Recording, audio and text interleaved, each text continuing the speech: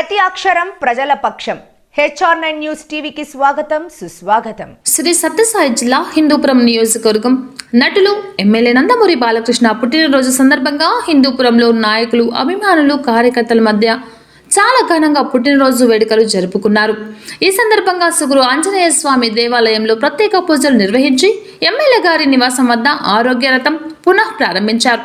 MLA నివాసం వద్ద పుట్టినరోజు శుభాకాంక్షలు తెలిపేందుకు గాను అభిమానులు పెద్ద ఎత్తున పాల్గొన్నారు. తదనంతరం ఏపీఎస్ఆర్టీసీ వద్ద అన్నదాన కార్యక్రమంలో పాల్గొన్నారు. ఎమ్మెల్యే బాలకృష్ణ మాట్లాడుతూ ప్రపంచంలో రవాణా శాఖ బాగుంటేనే అభివృద్ధి జరుగుతుందని, రవాణా శాఖలో ప్రతిష్టం చేస్తామని, హిందూపురంలో పెండింగ్లో ఉన్నటువంటి అన్ని పనులు మొదలు పెడతామని, హిందూపురంను అభివృద్ధి ధ్యేయంగా ముందుకు వెళతామని తెలిపారు. తర్వాత పేదల కడుపు నింపే అన్నా క్యాంటీన్ పునః ప్రారంభించి వృద్ధులకు తన చేతులతో అన్నం తినిపించారు.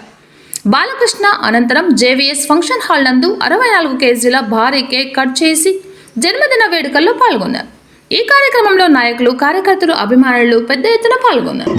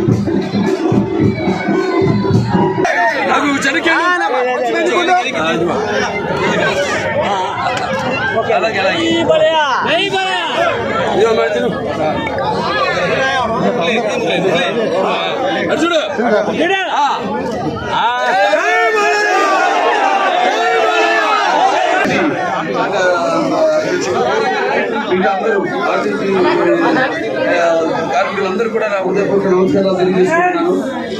ఏ దేశ చరిత్ర చూసినా మనం ఆ దేశం అభివృద్ధి చెందిందంటే సర్ఫేస్ ట్రాన్స్పోర్టేషన్ వల్ల. సర్ఫేస్ ట్రాన్స్పోర్టేషన్ అంటే ఒక మూల నుంచి మరొక మూలకి ప్రజలు రవాణా సౌకర్యం కల్పించడం. నా గుర్తు ఆనాడు అటల్ బిహారీ వాజ్పేయి గారు ప్రధానమంత్రిగా ఉన్నప్పుడు మన కాబోయే ముఖ్యమంత్రి వర్యులు చంద్రబాబు నాయుడు గారు ఆనాడు మరి ఒక సంస్కరణ తీసుకొచ్చారు. వాజ్పేయి గారు చెప్పడం జరిగింది, ఇలా మీరు అన్ని రోడ్లు అనుసంధానం చేయండి, దేశం దానంతటి అదే అభివృద్ధి చెందుతుందని. ముందు ఆయన నమ్మలేదు.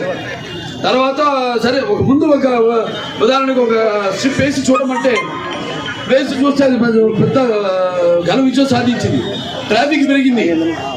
అక్కడి నుంచి మొత్తం దేశమంతా కూడా అప్పుడు అవిభక్త ఆంధ్ర రాష్ట్రంగా ఉన్నప్పుడు మరి రోడ్లు అయితేనేమి, రోడ్డు వెడల్పు చేయడం అయితేనేమి, లేకపోతే ఫ్లైఓవర్లు అయితేనే వేయడం అయితేనేమి, బ్రిడ్జిలు కట్టడం అయితేనేమి, లేకపోతే అవుటర్ రింగ్ రోడ్ అయితేనేమి, ఇలా ఏ దేశం చూసినా కూడా ఇవాళ చైనా చూస్తున్నాం, మన అమెరికా చూస్తున్నాం, దేశాలన్నీ కూడా అభివృద్ధి చెందింది అంటే ఈ యొక్క రవాణా వ్యవస్థ వల్ల. మరి ఆ రవాణాకి అనుగుణంగా మనం రోడ్లు కూడా వేయాలి. రోడ్లు వేస్తేనే మనం అప్పుడు ఆనాడు 2018 బస్సులు కూడా జరిగింది. ఆ తర్వాత పెద్దిరెడ్డి రామచంద్రరెడ్డి గారు మొత్తం 10 బస్సులు తీసుకెళ్ళిపోయారు ఇక్కడి నుంచి. ఆనాడు గోతులు లేని మనం అన్ని బ్రహ్మాండమైన లింక్ రోడ్లు, అన్ని బీటీ రోడ్లు అయితేనేమి, లేకపోతే సీసీ రోడ్లు అయితేనేమి, ఎవరికైతేనేమి బస్సులకి అటు ప్రయాణికులకి ఎవరికి ఎటువంటి ఇబ్బంది కలగకుండా మన రోడ్లు వేయడం జరిగింది. మనం చూస్తున్నాం ఇప్పుడు ఇవాళ రోడ్లు మరి అతివృష్టి అనావృష్టి కొంచెం ఏదో వర్షాల వల్ల లేకపోతే అనివార్య కారణాల వల్ల రోడ్లు ఏదైనా దెబ్బతింటే కనీసం అక్కడ గోతులు మట్టి కూడా పూడ్చే పాపానికి పోలేదు ఈ ప్రభుత్వం. దానికే తగిన శాస్త్రం మీరంతా చెప్పారు. అలాగే ఎంతో మంది ఇక్కడి నుంచి కూడా బయట రాష్ట్రాలుగా పక్క రాష్ట్రం బెంగళూరు అయితే కర్ణాటక గడుతుంటారు గార్మెంట్ వర్కర్స్ అయితేనేమి. అలా ఇవాళ చూస్తున్నాం మన బస్సులు తక్కువ అయిపోయి, ఈ రవాణా తక్కువ అయిపోయి ఇవాళ ఎలాగైతే ఆటోల్లో ఎంతెంత ఒక్కొక్క ఆటోల్లో 10-20 మంది ప్రయాణం చేస్తూ వాళ్ళ ఎంతో ఇబ్బందుల పాలవుతున్నారు. అటువంటిది పరిస్థితుల్లో మనం ఆనాడు ముఖ్యంగా ఈ యొక్క ప్రయాణ వ్యవస్థకే ముఖ్యమైన ప్రాధాన్యత ఇచ్చి ఆనాడు ఎటువంటి ప్రయాణ అసౌకర్యం జరగకుండా అందరికీ రవాణా సౌకర్యం కలగజేయడం జరిగింది. ఇవాళ మరి చూస్తున్నాం, వాడు చేసిన పాపానికి ఇవాళ ప్రజలు తగిన శాస్తి చెప్పారు ఇవాళ ఎన్నికల్లో. ఇవాళ మీ అందరికీ నా శిరస్సు మంచి ధన్యవాదాలు.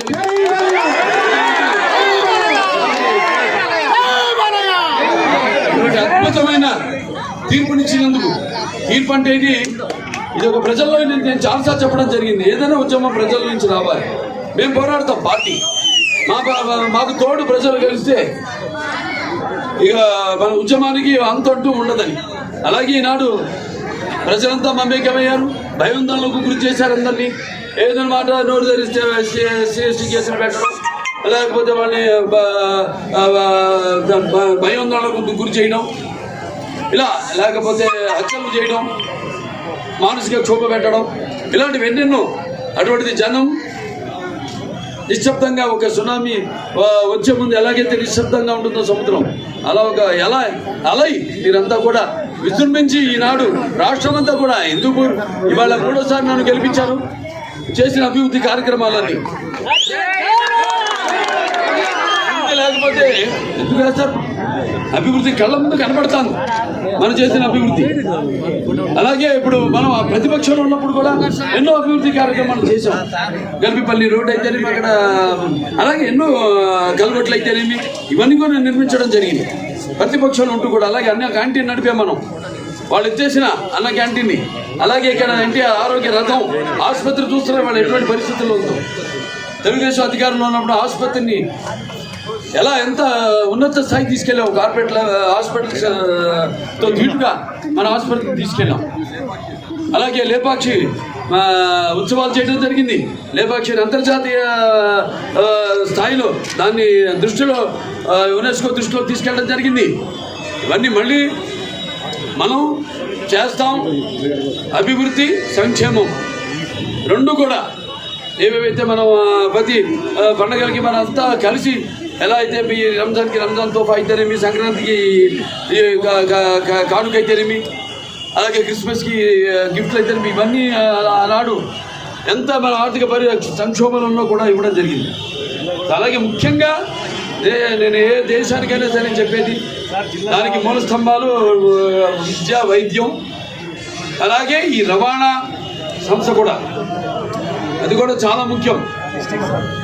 చదువు, విద్య, వైద్యం, అలాగే ఈ యొక్క రవాణా, దీన్ని మనం మళ్ళీ తీసుకోవాలి. మళ్ళీ ఎంత దారిలో అన్నీ పడేయాలి, మళ్ళీ తీసుకొస్తాం. మళ్ళీ మొత్తం ఏదైతే ఇదివరకు మనం చేపట్టామో కార్యక్రమాలు, ఏవైతే మధ్యలో ఇవన్నీ సరిగ్గా నడవకుండా ఎలాగైతే వ్యవస్థలన్నీ నిర్వీర్యం చేశారో అన్ని వ్యవస్థలు కూడా పునరుద్ధరిస్తాము.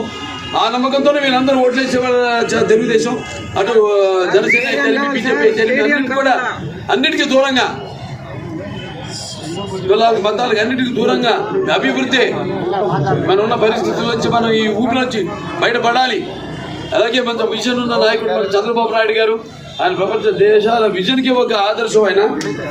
అలాగే ఇవాళ ఇంకా ఎన్నో సవాళ్ళు ఉన్నాయి మన ముందు, ఎన్నో సవాళ్ళు ఉన్నాయి, అన్నీ అధిగమిస్తాం. ఆనాడు కూడా ఎన్నో సవాళ్ళని అధిగమించే రాష్ట్రాన్ని మరి ఆర్థిక వనరులు సృష్టించి పక్క రాష్ట్రాలతో ధీటుగా మన రాష్ట్రాన్ని కూడా తలసరి ఆదాయాన్ని తీసుకెళ్ళడం జరిగింది. సో తప్పకుండా ఈ యొక్క రవాణా వ్యవస్థని పునరుద్ధరిస్తాం. ఇక్కడ అన్ని రహదారులు కూడా ఏవేవి ఉన్నాయో అన్నిట్లు కూడా అన్ని ఏవేవైతే పరిశ్రమలు ఉన్నాయో, అలాగే ఎక్కడెక్కడ స్కూళ్ళు, అలాగే ఈ యొక్క గార్మెంట్స్ వర్కర్స్ ఎక్కడెక్కడైతే వాళ్ళంతా రోజువారీ మైళ్ళు దూరం వెళ్ళి, ఎన్నో మైళ్ళు దూరం వెళ్ళి వాళ్ళు కష్టపడుతున్నారు. అందరూ కూడా ఈ రవాణా సౌఖ్యాన్ని మళ్ళీ తిరిగి పునరావృతం చేస్తామని ఈ సభాముఖంగా మీకు తెలియజేసుకుంటే నేను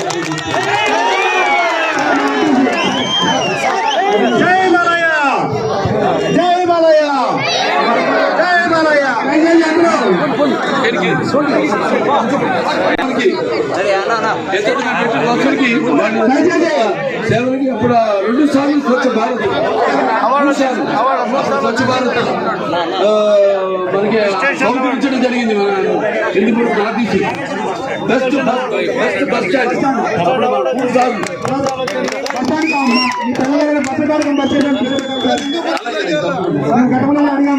తప్పకుండా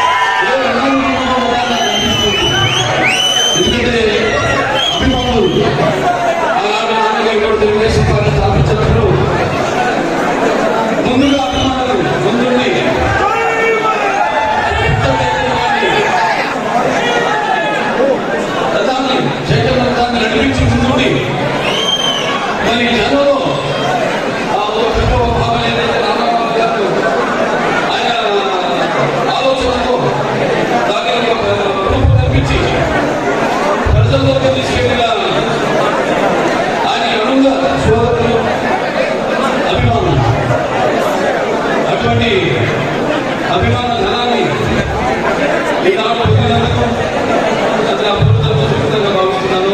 ముందుగా మీ అందరి ముందుగా పట్టుగా అలాగే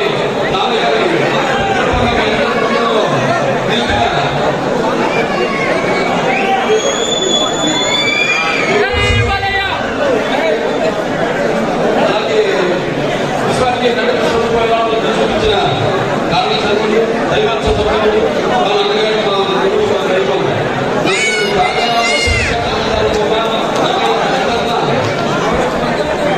డాక్టర్ పద్మశ్రీ తలుచుకుంటూ ఈనాడు మరి యొక్క సంవిధానాన్ని 64వ సంవిధానాన్ని మీ అందరి సమక్షంలో హిందూపురంలో జరుపుకోవడం అంటే చాలా సంతోషంగా ఉంది.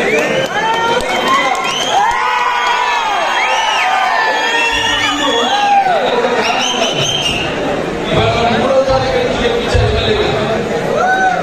మరి గెలిపించి నాకు మూడోసారి మెజారిటీని పెంచి మళ్ళీ గెలిపించిన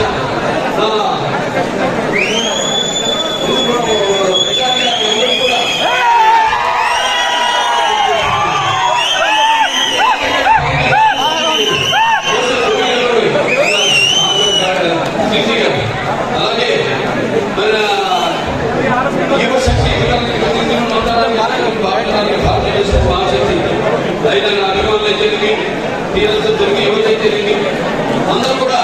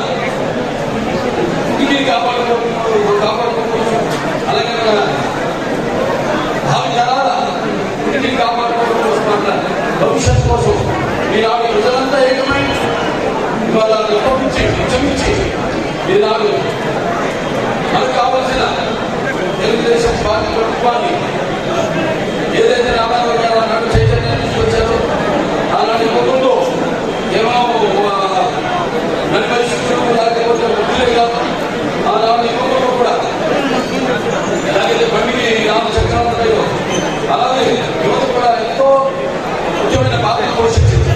ఆనాడు కేవలం ఒకే పౌరున్న రాజకీయాలకు భిన్నంగా మనం చదువుకున్న వాళ్ళు ముందు రామారావు రాజకీయాలు అంటే చాలా మంది అంత ఇష్టం ఉండేది కాదు. అలాగే చాలా మందికి తెలియదు కూడా.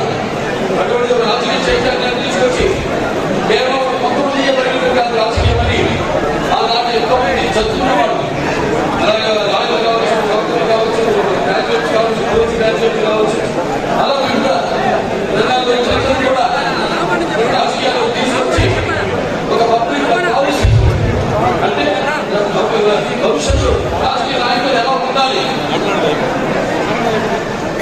అన్నది ఒక సంపూర్ణమైన రాజకీయానికి ఒక నిర్వచనం ఇచ్చిన ఆత్మహత్యలు అందుకుంటారు గెలిచిన వాళ్ళు కూడా ఎంతో మంది తిరిగి చాలా మంది